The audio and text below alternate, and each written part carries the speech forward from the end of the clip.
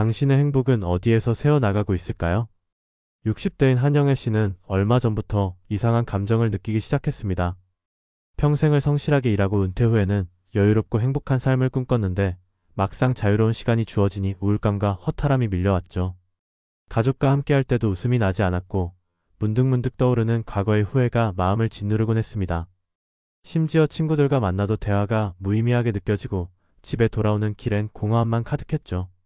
도대체 무엇이 잘못된 걸까? 행복해야 할 순간마다 왜 이렇게 기운이 빠질까?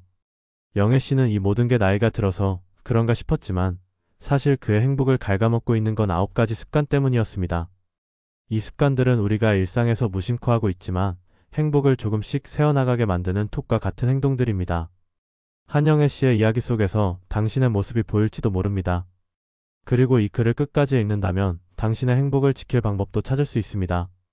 준비되셨나요? 지금부터 행복한 삶을 위해 절대 해서는 안 될 9가지 습관에 대해 이야기해 보겠습니다. 그래서 오늘은 행복한 삶을 위해 피해야 할 9가지 습관에 대해 이야기해 보려고 합니다. 이 내용은 우리가 일상에서 무심코 하고 있지만 실제로는 우리의 행복을 조금씩 갉아먹고 있는 행동들입니다. 이 글을 끝까지 읽어보시면 여러분의 행복을 가로막고 있던 진짜 원인이 무엇인지 알게 되실 겁니다. 그리고 이 9가지만 피해도 주변 사람들과의 관계가 훨씬 편안해지고 마음고생도 눈에 띄게 줄어드는 것을 직접 느끼실 수 있을 겁니다. 첫 번째는 지레짐작하지 말기입니다. 여러분은 혹시 누군가의 행동을 보고 성급하게 판단했다가 나중에 후회한 적이 있으신가요? 저 사람은 분명 그럴 거야 라고 속단했는데 나중에 알고 보니 전혀 다른 상황이었던 경험 말입니다. 제 경험을 하나 공유해 보겠습니다. 큰아들이 중학생 때 일입니다. 이사한 지 얼마 되지 않아 새 학교에 적응하느라 힘들어하던 때였죠. 어느 주말 아침 아들이 친구들과 학교 운동장에서 축구를 한다고 나갔습니다. 걱정되는 마음에 멀리서 지켜봤는데 다른 아이들은 열심히 축구를 하는데 아들은 혼자서 골대 옆에 남은 공을 차고 있더군요. 그 모습을 보고는 우리 아들이 친구들 사이에서 소외당하고 있구나라고 단정 지었습니다. 그런데 저녁에 돌아온 아들은 화난 얼굴로 말했습니다. 엄마, 오늘 축구 정말 재밌었어요. 우리 팀에 한 명이 더 있어서 돌아가면서 심판도 보고 쉬기도 했어요. 그제야 깨달았습니다. 제가 본 장면은 아들이 쉬는 차례였을 뿐이었던 겁니다. 이처럼 우리는 종종 타인의 행동을 자신의 경험과 선입견으로 해석하고는 합니다. 특히 대화 중에 상대의 말을 끝까지 듣지 않고 그 말하려는 거지? 라며 성급히 결론 내리기도 하죠. 한국말은 끝까지 들어봐야 한다는 말이 있는 것도 이 같은 오해를 방지하기 위해서일 겁니다. 지레짐작은 일상에서 무의식 중에 자주 일어납니다. 오늘부터는 상대방의 행동이나 말을 섣부르게 판단하지 말고 끝까지 지켜보는 연습을 해보는 건 어떨까요? 그렇게만 해도 인간관계에서 오는 많은 오해와 마음고생이 줄어들 것입니다. 예시하기 중에 이와 비슷한 교훈을 주는 이야기가 있습니다. 어느 날 공자와 제자들이 제나라로 가는 길에 있었습니다. 여행 7일째가 되자 식량이 떨어져 모두가 배고픔에 지쳐 있었습니다. 한 마을에 도착한 공자는 잠시 눈을 붙였는데 잠결에 밥 짓는 냄새에 눈을 떴습니다. 그때 제자 아내가 밥을 짓고 있는 모습을 보았죠. 그런데 아내가 밥솥에서 밥을 한 움큼 집어들어 자기 입에 넣는 것을 본 것입니다. 공자는 속으로 생각했습니다. 평소에는 나를 공경하는 척하더니 배가 고프니 결국 자기 욕심을 채우는구나. 같이 굶고 있는 동료들에게 미안하지도 않은가? 신뢰하던 제자의 행동에 공자는 크게 실망했습니다. 하지만 그는 실망한 내색 없이 아내를 불렀습니다. 아내야, 내가 방금 꿈에 조상님을 배웠는데 이 밥으로 제사를 올려야 할 것 같구나. 제사에는 아무도 손대지 않은 깨끗한 밥을 올려야 하니 준비하도록 하여라. 그러자 아내는 망설임 없이 대답했습니다. 스승님, 이 밥으로는 제사를 지내기 어렵습니다. 뚜껑을 열 때 재가 떨어져 밥이 더러워졌습니다. 그래서 스승님께 그대로 드리기엔 좋지 않을 것 같고 그렇다고 버리기엔 아까워 그 부분만 제가 먹었습니다. 새로 밥을 지어 제사를 올리겠습니다. 아내의 말을 들은 공자는 자신의 섣부른 판단이 부끄러워졌습니다. 내 눈을 믿었지만 눈도 온전히 믿을 수 없는 것이로구나. 내 생각을 믿었지만 생각 또한 완벽하지 않구나. 사람을 진정으로 이해한다는 것이 이토록 어려운 일이었구나. 이 이야기처럼 우리는 흔히 자신이 보고 느낀 것을 전부라고 믿고 그것을 바탕으로 쉽게 판단하고 비난합니다. 그러나 우리가 보는 것은 빙산의 일각일 수 있습니다. 공자의 깨달음처럼 다른 사람을 함부로 판단하기 전에 잠시 멈춰 생각해보는 습관이 필요합니다. 내가 보는 관점이 유일한 진실이 아닐 수 있다는 겸손한 마음가짐, 상대방의 입장에서 한 번 더 생각해보는 열린 자세, 그리고 성급한 판단을 잠시 미뤄두는 지혜가 필요한 것입니다. 물론 지레짐작이 긍정적인 측면도 있습니다. 잠재적 위험을 예상하고 대비할 수 있게 해주기도 하죠. 그러나 우리가 타인을 오해하고 상처를 주는 경우는 대부분 부정적인 짐작에서 비롯됩니다. 특히 지나친 짐작이 문제가 되는 상황이 있습니다. 두 번째 문제는 지나친 기대와 과도한 걱정입니다. 얼마 전 한 직장인에게 이런 상담 메일을 받은 적이 있습니다. 저는 매일 아침 일찍 출근해 팀원들에게 커피도 타주고 책상도 정리해주는데 아무도 고마워하지 않아요. 심지어 당연하게 생각하는 것 같아요. 많은 사람들이 이와 비슷한 경험을 합니다. 내가 이만큼 했으니 상대방도 그만큼 해줄 거야 라는 기대를 하고 그 기대가 충족되지 않으면 실망하고 상처받기도 합니다. 심한 경우 상대방을 미워하게 되죠. 한 학부모님의 이야기도 있습니다. 우리 아이가 저번 시험에서 전교 1등을 했어요. 그래서 이번에도 당연히 1등을 할 거라 생각했는데 5등으로 떨어졌네요. 너무 실망스럽습니다. 이처럼 과도한 기대는 자신과 상대방 모두에게 부담을 주고 관계를 힘들게 만듭니다. 걱정도 마찬가지입니다. 나이가 들수록 경험이 쌓이고 세상 물정을 알게 되면서 후배나 자녀에게 그렇게 하면 큰일 난다라는 식의 극단적이고 부정적인 충고를 하게 됩니다. 하지만 세상은 변했고 지금 세대에는 또 다른 방식의 성공과 도전이 필요합니다.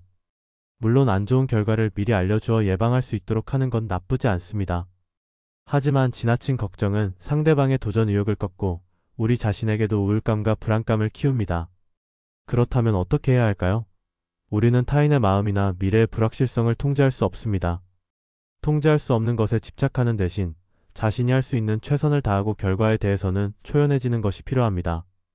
또한 대가를 바라지 않는 태도로 인간관계를 대하면 생각보다 많은 고민과 갈등이 사라질 수 있습니다. 물론 말처럼 쉬운 일은 아닙니다. 우리는 인간이기에 자연스럽게 기대도 하고 걱정도 하기 마련입니다. 특히 이런 기대와 걱정은 세 번째 문제와 깊은 관련이 있습니다.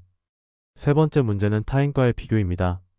우리가 지나친 기대와 걱정을 하게 되는 큰 이유 중 하나가 바로 타인과 자신을 비교하기 때문입니다.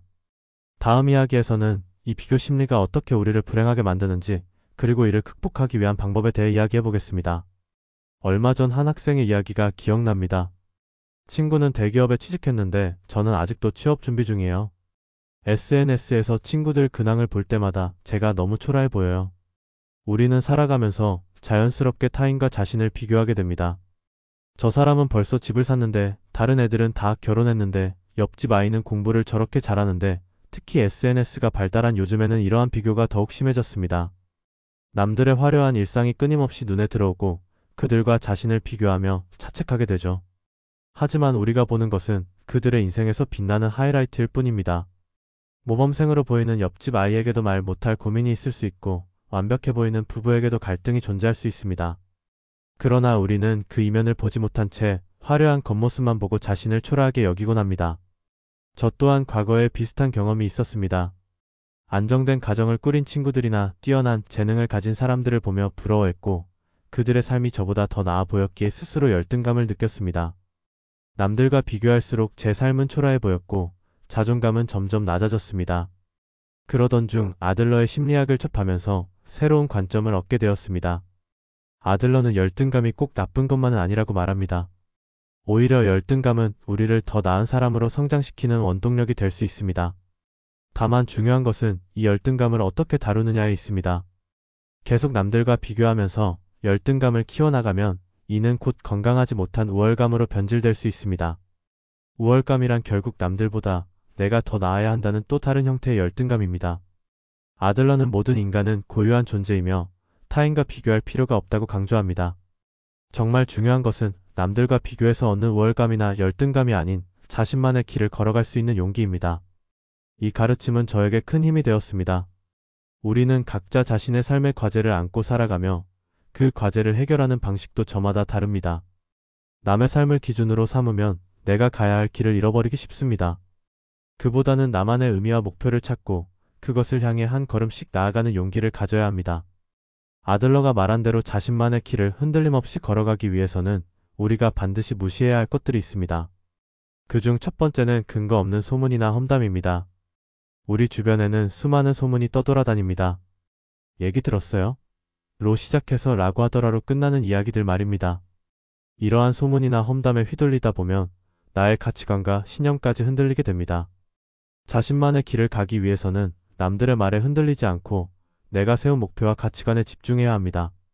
다른 사람과 비교하지 말고 나만의 길을 걸어가십시오. 타인과의 비교에서 벗어나는 순간 비로소 자신만의 인생을 살아갈 수 있습니다. 현대 사회에서는 메신저와 SNS를 통해 소문이 순식간에 퍼집니다. 얼마 전 한 지역에서 20년 넘게 운영해온 레스토랑이 근거 없는 위생문제 소문 때문에 문을 닫은 사례가 있었습니다. 소문은 며칠 만에 퍼졌고 나중에 사실이 아님이 밝혀졌지만 이미 늦었습니다. 이처럼 터무니없는 소문도 여러 사람이 말하면 진실처럼 받아들여질 수 있습니다. 중국 전국시대 위나라 명신 방공의 이야기는 이를 잘 보여줍니다. 방공은 태자와 함께 조나라로 떠나기 전 왕에게 물었습니다. 누군가 시장에 호랑이가 나타났다고 하면 믿으시겠습니까? 왕은 웃으며 말했습니다. 그럴 리가 없지. 그럼 두 사람이 같은 말을 하며? 그래도 믿지 않겠소. 그렇다면 세 사람이 한 목소리로 말하며? 왕은 잠시 고민하다가 답했습니다. 그러면 믿을지도 모르겠소. 방공은 깊은 한숨을 쉬며 말했습니다. 도성 한복판 시장에 호랑이가 나올 리 없다는 건 누구나 아는 사실입니다. 하지만 세 사람이 입을 모아 말하면 없던 호랑이도 있는 것이 되어버립니다. 저는 태자와 함께 조나라로 떠납니다. 저를 험담할 사람은 셋이 훨씬 넘을 것입니다. 부디 현명한 판단을 해주시길 바랍니다. 왕은 방공의 말에 고개를 끄덕이며 걱정하지 말라 했지만 방공이 돌아왔을 때 왕은 이미 수많은 험담에 현혹되어 그를 믿지 않았고 방공은 다시는 조정에 돌아오지 못했습니다. 이 이야기가 바로 3인성호의 유래입니다. 아무리 말도 안 되는 거짓이라도 여러 사람이 말하면 진실처럼 받아들여진다는 뜻이죠. 특히 현대사회에서는 단 몇 초 만에 수천, 수만 명이 같은 이야기를 접할 수 있습니다. 그래서 소문을 들었을 때는 철저한 냉정함이 필요합니다. 내가 직접 확인한 사실인가? 신뢰할 만한 출처가 있는가? 만약 사실이 아니라면 누군가는 큰 상처를 받지 않을까? 이 질문에 명확한 답을 할 수 없다면 그 이야기를 받아들이지 않는 것이 옳습니다. 특히 타인을 비방하는 소문일수록 더욱 경계해야 합니다. 오늘 남을 험담하는 그 자리에 내일은 내가 대상이 될 수 있기 때문입니다. 근거 없는 소문을 무시하는 것은 단순히 남을 위한 배려가 아닙니다. 바로 우리 자신의 품격을 지키는 일이며 사회를 성숙하게 만드는 첫걸음입니다. 두 번째는 이유 없이 나를 미워하는 사람을 무시하는 법입니다. 가끔은 특별한 이유 없이도 누군가와 안 맞을 수 있습니다. 성격 차이일 수도 있고 서로의 기질이 맞지 않는 것일 수도 있죠. 현실적으로 모든 사람과 원만한 관계를 맺는 것은 불가능합니다. 중요한 건 나를 싫어하는 사람에게 에너지를 낭비하지 않는 것입니다. 대신 나를 이해하고 지지해주는 사람들과 더 많은 시간을 보내는 것이 현명합니다. 직장처럼 어쩔 수 없이 마주쳐야 한다면 다음에 세 가지 방법이 도움이 됩니다. 이 사람은 내 인생에 큰 영향을 미치지 않아. 이렇게 생각하면 상대 행동에 감정적으로 휘둘리지 않습니다. 중요하지 않은 사람이라 생각하기. 불필요한 대화를 시도하거나 내 입장을 설명하려 애쓰지 말고 부정적인 감정에 반응하지 않는 것이 가장 효과적입니다. 당당하게 무시하기. 왜 저러지? 하고 고민하다 보면 부정적인 감정에 휘말리기 쉽습니다. 상대방의 행동에 깊이 신경 쓰지 않는 게 정신 건강에 좋습니다. 상대방의 의도를 짐작하지 않기. 가끔은 시간이 지나면서 오해가 풀리거나 관계가 좋아질 수도 있습니다. 하지만 이런 변화는 상대방의 진심이 전해지거나 감정의 전환이 있을 때만 가능합니다. 억지 노력으로는 관계가 나아지지 않는 경우가 더 많습니다. 데일 카네기의 인간관계론에서도 다음과 같은 말이 나옵니다. 누군가가 당신을 싫어한다면 그가 변하기를 기대하지 마라. 대신 당신을 아끼는 사람에게 에너지를 쏟아라. 모든 사람에게 사랑받을 수는 없습니다. 나를 싫어하는 사람에게 신경 쓰느라 소중한 사람들과의 시간을 빼앗기지 마세요. 그리고 꼭 기억하세요. 당신이 허락하지 않는 한 그 누구도 당신의 삶에 영향을 미칠 수 없습니다. 세 번째, 부정적인 이야기만 하는 사람을 무시하자. 주변을 둘러보면 항상 부정적인 말만 하는 사람이 있습니다. 작은 의견에도 그건 안 될 거야, 잘 될 리 없어라며 비관적으로 반응하죠. 몇 년 전 만난 한 지인이 생각납니다. 서로 아픈 아이에 대한 고민을 나누며 처음엔 진심으로 위로했습니다. 하지만 시간이 지나도 그분은 똑같은 이야기만 반복하고 어떤 조언에도 그래도 난 너무 힘들어라는 답만 했습니다. 점점 그 대화가 저에게도 부담으로 다가왔고 저까지 기운이 빠졌습니다. 이렇듯 부정적인 태도와 불평불만은 주변 사람들에게도 피로감과 우울감을 전염시킵니다. 하지만 무작정 외면하기엔 주변 사람들의 고통에 공감하고 돕고 싶은 마음이 들기도 합니다. 그래서 다음과 같은 방법이 필요했습니다. 내 마음의 안전선을 지키기. 계속해서 부정적인 말만 반복하는 사람에게 에너지를 빼앗기지 않도록 대화를 적절히 끊거나 거리를 두는 연습이 필요합니다. 시간과 에너지 관리하기. 내가 이 대화에 얼마나 시간을 투자할 것인가? 이 대화가 나에게 어떤 영향을 미칠까? 이러한 질문을 스스로에게 던지며 나의 시간을 소중하게 여기는 태도가 중요합니다. 적당한 공감과 선 긋기. 공감은 하되 문제 해결 의지가 없는 불평은 적당히 흘려듣는 것이 좋습니다. 해결 의지가 없는 사람의 고민을 계속 듣다 보면 나도 부정적인 사고에 물들기 쉽습니다. 부정적인 사람과 거리를 둔다고 해서 차갑거나 무관심한 사람이 되는 건 아닙니다.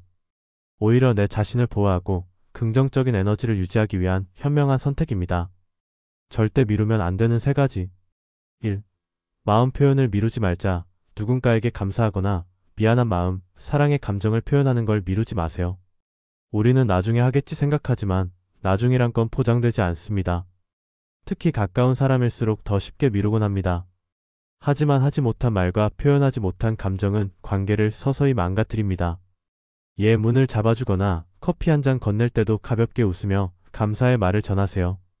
고마워 작은 도움에도 감사 인사를 아끼지 마세요. 자존심 때문에 사과를 미루면 관계에 금이 가기 쉽습니다. 미안해 실수를 인정하고 바로 사과하세요. 말하지 않으면 상대방은 모를 수 있습니다. 사랑에 특히 가족이나 가까운 사람에게는 표현을 아끼지 마세요. 감사와 사랑의 표현은 내 주변 사람들을 행복하게 할 뿐만 아니라 내 삶도 긍정적으로 변화시킵니다. 오늘 떠오르는 사람이 있다면 지금 바로 표현해보세요. 연락과 소통을 미루지 말자. 이번 주말에 연락해야지. 다음에 만나서 이야기해야지라고 생각하지만 그 다음은 계속 미뤄지며 어느새 몇 달, 몇 년이 훌쩍 지나가 버리곤 합니다. 연락을 미루다 보면 나중에는 더 어색해지고 지금 연락하면 뜬금없지 않을까? 하는 생각에 점점 멀어지게 됩니다. 특히 요즘은 연락수단은 많지만 진정한 소통은 줄어든 시대입니다. 카톡 미리 보기로 확인하고도 답장을 미루거나 부재중 전화를 보고도 잊어버리기 쉽죠? 가능하다면 미루지 말고 바로 답장하세요. 생각해보고 답해야지 하다가는 잊어버리기 쉽습니다. 바로바로 답장하기. 길게 연락해야 한다는 부담감 때문에 미루지 말고 잘 지내?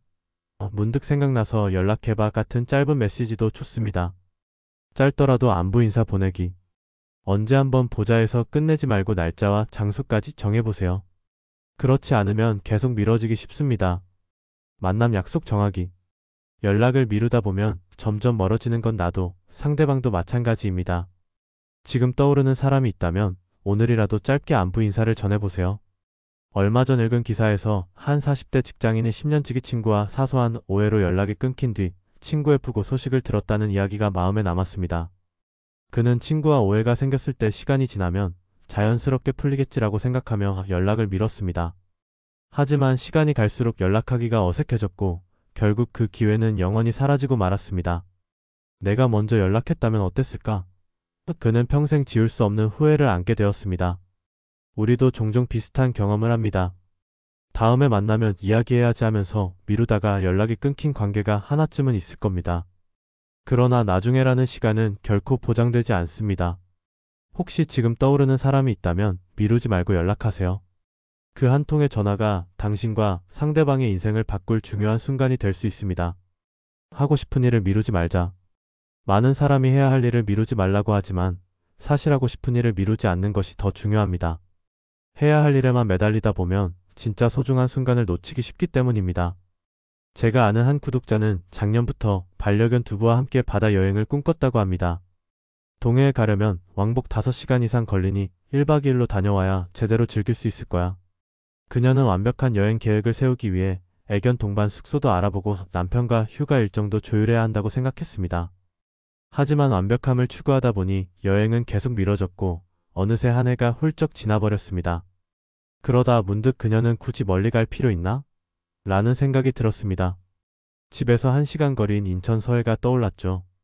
가까운 곳이라도 바다는 바다니까. 그제서야 그녀는 스스로에게 물었습니다. 왜 나는 먼 곳만 고집했을까? 그녀는 점심을 먹고 즉흥적으로 떠났습니다. 완벽한 준비도 필요 없고 계획도 복잡하지 않아. 그냥 마음만 먹으면 돼. 그녀는 반려견 두부와 함께 서해 바닷가에서 행복한 시간을 보냈습니다. 두부에게는 모든 것이 새롭고 신기한 경험이었습니다. 끝없이 펼쳐진 푸른 바다, 짭조름한 바닷바람, 발바닥으로 느껴지는 고운 모래알까지. 두부의 눈은 호기심으로 반짝였고 그녀는 그 모습을 보며 진정한 행복을 느꼈습니다. 그녀는 깨달았습니다. 완벽한 계획을 기다리느라 이렇게 소중한 순간을 놓칠 뻔했구나. 이후 그녀는 하고 싶은 일이 생기면 바로 실천하기로 마음먹었습니다. 너무 큰 계획을 세우다 보면 오늘의 행복을 놓치게 돼. 가까이 있는 행복도 손을 뻗어 잡아야 내 것이 되는 거야. 많은 사람이 하고 싶은 일을 미루고 완벽한 때를 기다리며 시간을 보냅니다. 그러나 완벽한 조건은 영원히 오지 않을 수도 있습니다. 지금 이 순간이 바로 그 적절한 때다. 하고 싶은 일이 있다면 지금 바로 시작하세요. 완벽한 계획이나 조건을 기다리다 보면 어느새 그 기회를 영영 잃어버릴 수 있습니다. 현재의 작은 선택이 삶을 만들어갑니다. 구독과 좋아요는 큰 힘이 됩니다. 감사합니다.